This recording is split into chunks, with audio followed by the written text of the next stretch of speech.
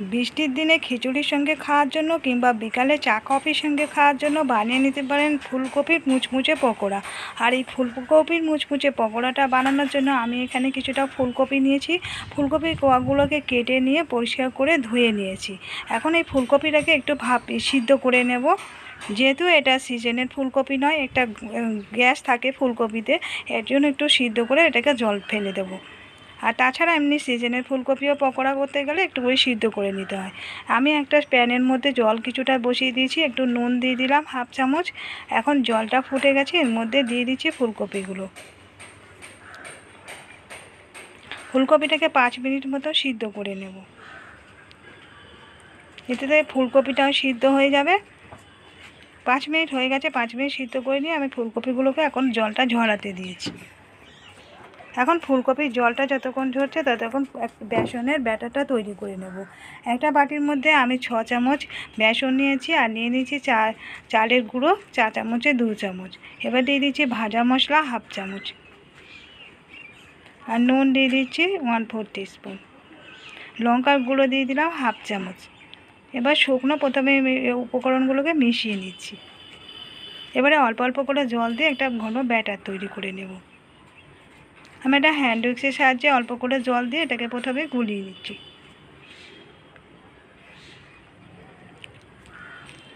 বন্ধুরা, আজকে ভিডিওটা যদি ভালো লেগে থাকে একটা লাইক দিয়ে দেওয়ার রিকোয়েস্ট রইল। নতুন বন্ধুদের কাছে রিকোয়েস্ট করছি প্লিজ আমাদের চ্যানেলটিকে সাবস্ক্রাইব করে দেওয়ার জন্য।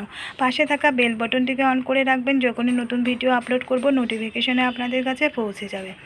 ব্যাটারটা আমার তৈরি করে নেওয়া হয়ে গেছে। এরকম একটু ঘন ব্যাটার তৈরি করতে হবে। এখন দিয়ে দিচ্ছি এর মধ্যে বেকিং সোডা 1/4 টিস্পুন, মানে 1 চিমটি মতো বেকিং সোডা দিয়ে দিলাম। আর এবারে আমি তেল গরম করতে দিয়েছি ফ্রাই প্যানের মধ্যে এই পকোড়াগুলো ভাজার জন্য। এর থেকে একটু 2 চামচ মতো গরম তেল নিয়ে দিচ্ছি এই ব্যাটারটার মধ্যে, দিয়ে আবারও ভালো করে গুলিয়ে দিচ্ছি। আর এই গরম তেলটা দিলে যে কোনো পকোড়ার মধ্যে খুব মুচমুচে হয়। এখন এই যে ফুলকপির কোয়াগুলোকে সিদ্ধ করে জল ঝরিয়ে রেখেছিলাম, একটা করে কোয়া দিয়ে ভালো করে বেসনের মধ্যে এটাকে ডুবিয়ে নিচ্ছি, ভালো করে যাতে বেসনটা পুরো ফুলকপির গায়ে লেগে যায়। এবারে এগুলোকে এক চামচের সাহায্যে তুলে নিয়ে তেলের মধ্যে করে দিয়ে দেবো।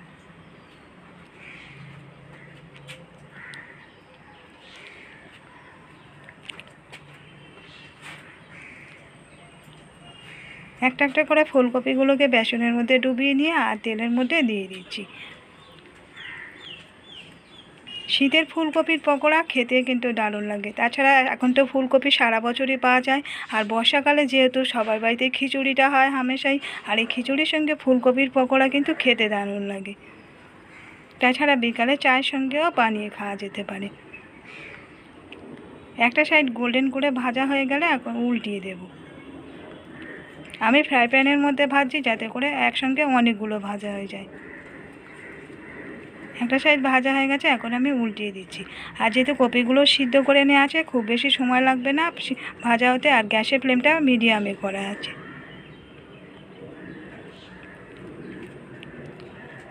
এরকম গোল্ডেন কালার করে ভাজা করে নেব। এই ফুলকপির পকোড়াগুলো ভাজা হয়ে গেছে, উঠিয়ে নিচ্ছি।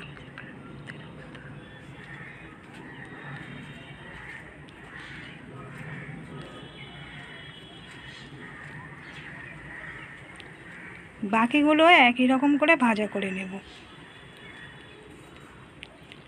তৈরি হয়ে গেছে মুচমুচে গরম ফুলকপির পকোড়া।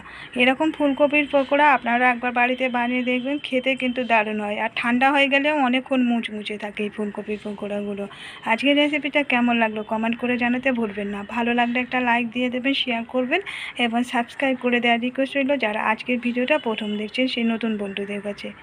আর অনেক বন্ধুরা আছে যারা আমাদের চ্যানেল সাবস্ক্রাইব করে দিয়েছেন, তাদেরকে জানাচ্ছি অসংখ্য ধন্যবাদ। আজকের মতো ফিরে আসছি নতুন কোনো রেসিপি নিয়ে। ততক্ষণ সবাই সুস্থ